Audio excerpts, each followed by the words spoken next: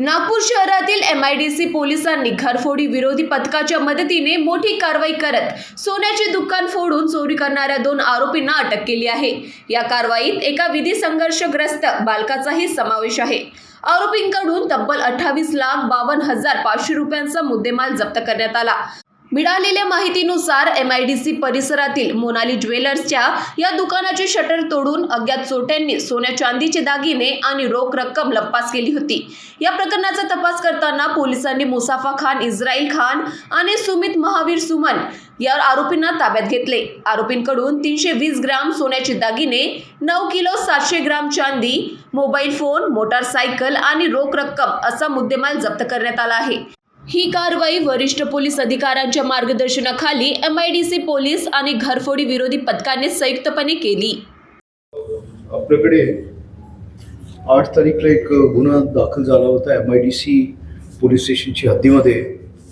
सकाळी 6 वाजता ज्यावेळेस शेजारीची माणूसने सांगितलं की असंच एक तुमचे कडे घरफोडी झालेली असं दिसतोय।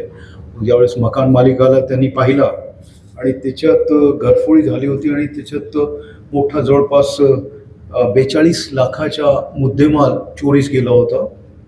त्याच्यात सोनं होतं जवळपास 340 ग्राम, त्याशिवाय 1.5 किलो चांदी होती आणि 5 लाख कॅश असं त्यांनी सांगितलं होतं।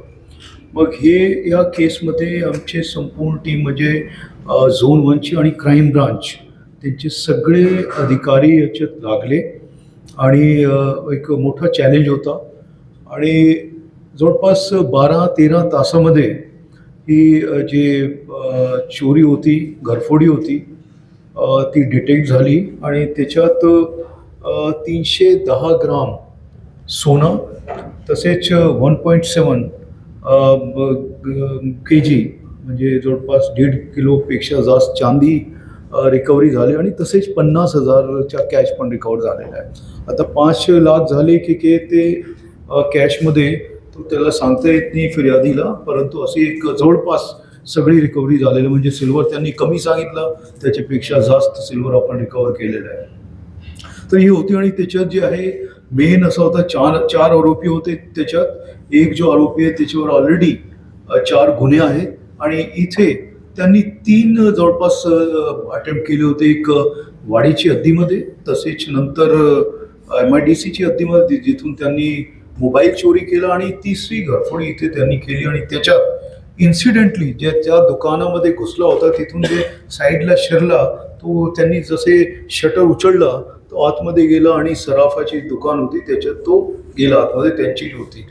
तर हे जे त्याला इन्सिडेंटली तो सोना जे इतका आणि बाकी ज्वेलरी तिथून ते गेलेली आहे। त्याचे जे 4 आरोपी होते ते त्यांनी 4 हिस्से केले, इथून कामठीमध्ये गेले आणि तिथून 4 हिस्से करून आपले हिस्से त्यांनी घेतले आणि ते निघून गेले।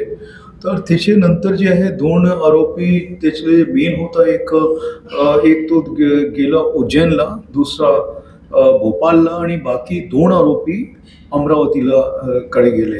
आम्हाला त्याची टेक्निकल एव्हिडन्स मधून आपल्याला जे इन्फॉर्मेशन पाहिजे होती ती आम्हाला मिळाली आणि त्याच्यात आमची क्राईमची टीमनी 2 आरोप्यांना लगेच पकडलं आणि 2 जे इतर आरोपी होते त्यांना आम्ही भोपाळ आणि ते उज्जैनवरून त्यांना आम्ही पकडला।